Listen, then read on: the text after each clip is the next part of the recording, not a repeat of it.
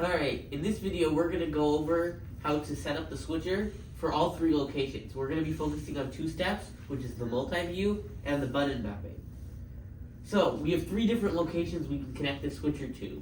Here in the studio, which we have now, the gym, or the auditorium. So, I'm going to put the timestamps on screen for each of those locations.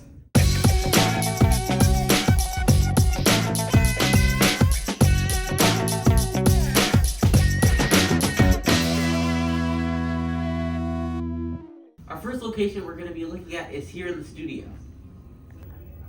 When this boots up, it's going to boot up in this arrangement. So, the first thing we want to set is the multi-view. It should set by default, but to confirm we can press the macro button here. And then we're going to find multi-view studio, and we're just going to push that.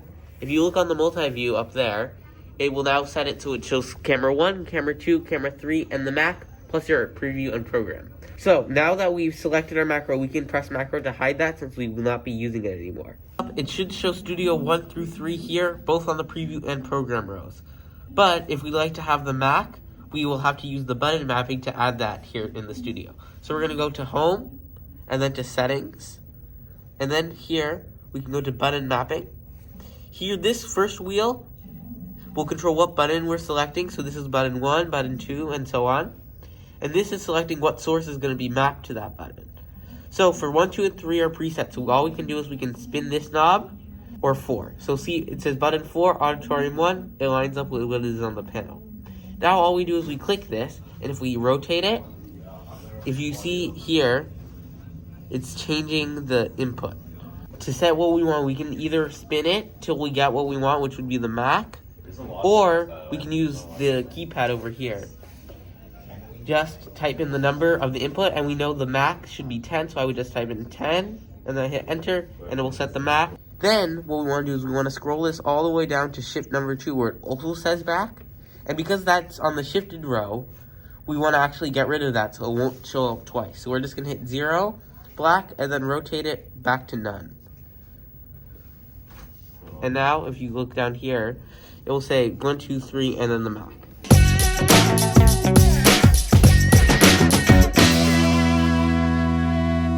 So now let's look at how we will set it up in the gym. To set up in the gym, our first step is to change the multi-view. So we're going to press macro, and we're going to select multi-view gym. Camera 1 in the gym, camera 2 up from in the window on the studio, and camera 3. Our next step is to change the button mapping here. To configure the buttons in the gym, we're going to first start by hitting Settings, then Button Mapping. We're going to first select camera option 1. That's the first position. We want that to be camera 1 in the gym, which is input 7. So we're going to press 7, enter, and that will say gym 1. Button 2 we're going to keep since Studio 2 is for when it's in the window. Button 3, we want camera 3 in the gym, which is going to be 9. So we hit 9, hit enter, and then we have gym 3. On button 4, we can put the Mac, which is 10. So we're going to hit Mac. And on button 5, we want the 3 play, which is input 11. So we're going to hit 11, enter, and that's going to put the 3 play. For 6, we don't want anything, so all we can hit is 0, and turn that back to none. 7, we want nothing, so return that back to none. And then to make sure we don't see anything appear twice, all we can do is scroll back to shift 1. Take that, gym 3, and just make it set it to none on shift 1, and take the Mac as well, and set it to none on shift 2. We can go back to the home after that.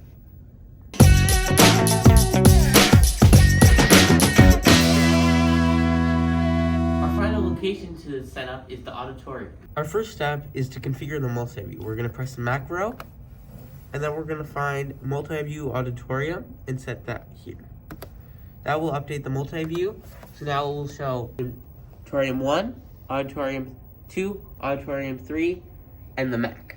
To configure the inputs for the auditorium, all we have to do is delete what we don't need. So we're going to Settings, button mapping. 1, we're going to set to 0. 2, we're going to set to 0. And as I'm saying 0, we'll set it to black, and I'm clicking it back to none. Then 4, 5, and 6 are already set. So on 7, we could put the Mac, which would be 10. And on 8, we can put black, which is just 0. Then in shift 1, we want to make sure we're deleting stuff we used multiple times. So the Mac we moved, so all we have to do is hit 0. That will set to black and scroll it back to none.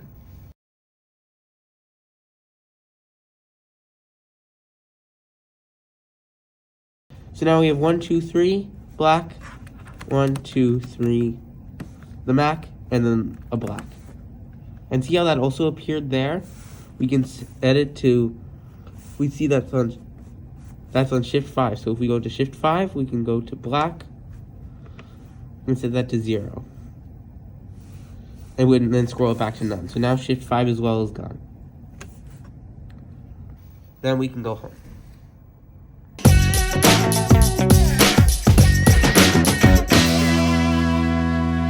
Alright, so the program box here is what is getting recorded. So remember, this is what everyone's going to see. This preview shows what's up next. To switch what's in the preview box, you can use the preview bus, and that's switching what's the preview. The preview is the up next. You can also directly switch what's in program, but you want to avoid doing that because if you make a mistake, everyone will see it. To switch cameras on air, you can use a cut or a fade to change how the camera that's seen on screen. All you do is you set what camera you want next into the preview box, and then you can use the cut button to put it to air, or you can use the T-bar or the auto button to fade it to air. The T-bar to fade, and I will do a fade between the two. Or I can use the auto, which will automatically fade it. I can also use a white. Sound is important. So at least you got sound. I didn't get sound. Or a dip. So in any case, you're grabbing stuff. Okay,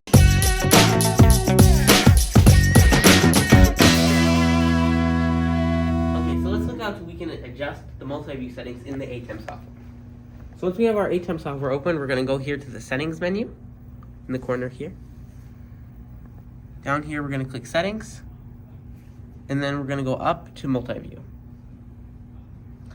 We have 2 multi-viewers on this switcher, but the multi-view 1 feeds this TV. Multi-view 2 will loop back, is available to be routed to any of our displays elsewhere. So we're going to focus on multi-view 1. All you have to do is these are each of your boxes. You can also make them to be different sizes, so you can select between small boxes like this, and now you would have 16 smaller boxes. 16 small boxes here, and you can see how that's reflected on the multi-view itself. Where now we also see 16 small boxes. So we can, if we wanted to change our input, if we wanted, instead of Media Player 2, we wanted to see the 3-play, what we would do is we would just click this where it has our title, and then we can scroll through and pick any of our inputs or any of our outputs to monitor. So we could just find the 3-play here and just click 3-play. In addition, we can also click this, and this will show audio meters.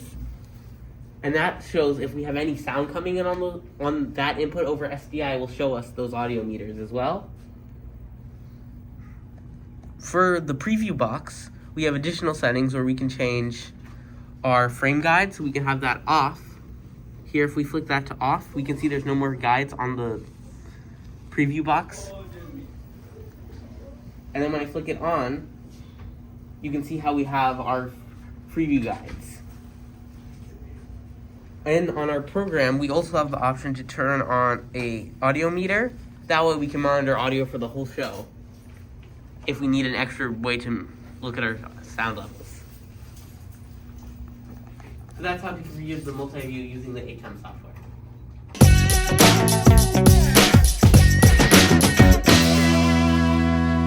Alright, so let's first take a look at the ATEM software here. So I have it opened up on my laptop, but you can have it open here on the Mac, wherever you can get it connected to the switcher.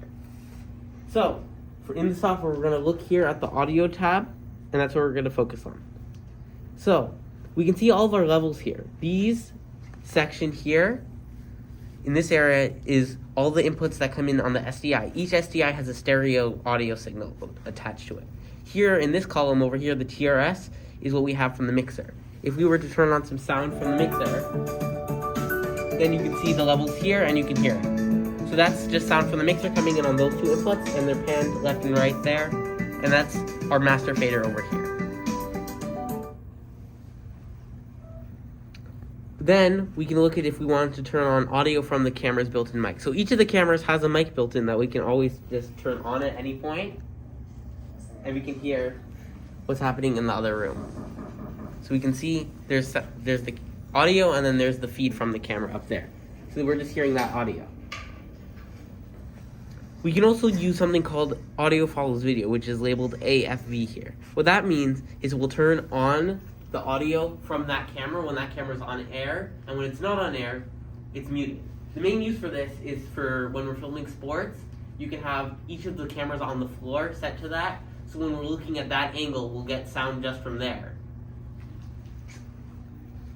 So what you can do is pick camera, so we're going to pick camera 1 for right now, and I'm going to turn on AFV. And now that means you can't hear anything, but it's lit up. So that means when I switch to it, it's going to be unmuted, and we're going to hear it. So right now we can see we have camera 1 in the preview here, and so camera 3 is on program, but camera 1's in the preview. But when I cut to it, it's going to turn that audio on. So now it's on. When I cut back, it's going to go off.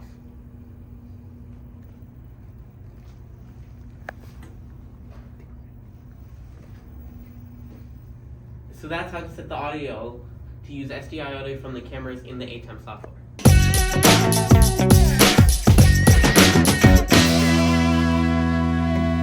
So now we're going to take a look at how to set up the score cam to be in the corner.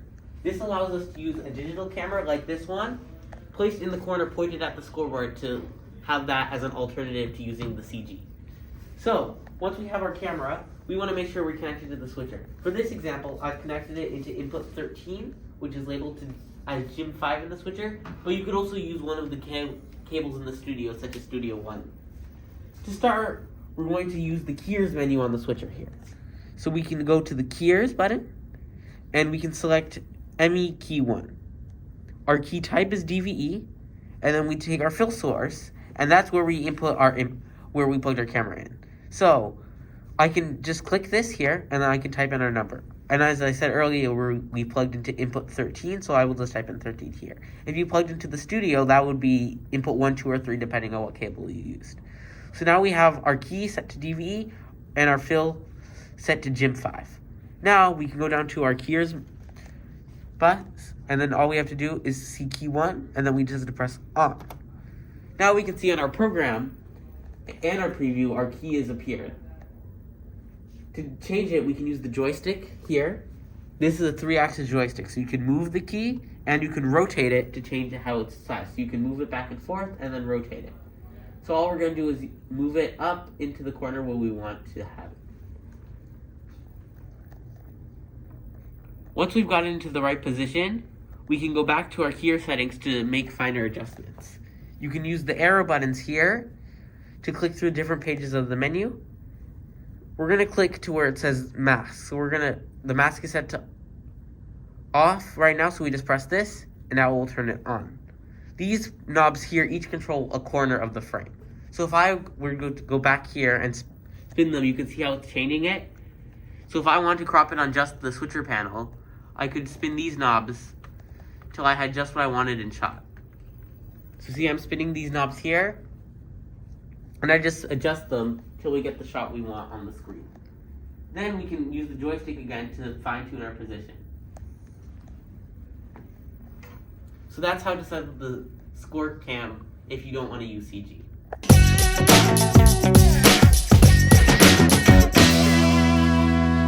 Alright, so let's look how to set up our stinger so we have animated transitions when we go to our replay. So we're going to first open up the ATEM software control here, and now we can click over to the media tab. In here, you have to take your stinger. So that's something you would have to find. I have one made here already. You can see a little preview in the bottom here. What we do is I'll just take that folder and I can move that to a clip store. So I'm just going to move it to clip 2. And that's going to put that into clip number 2. So now in Media Player 2 we have this. That's for something called a stinger, and we can see it here on the switcher. So if we press the sting button, it will engage our stinger. Now if you look here, when I press auto, it's gonna do an animated transition. In addition, we have space to add an audio file here. So if we wanted to, in this box, we could put some audio, and that would also play when our stinger runs.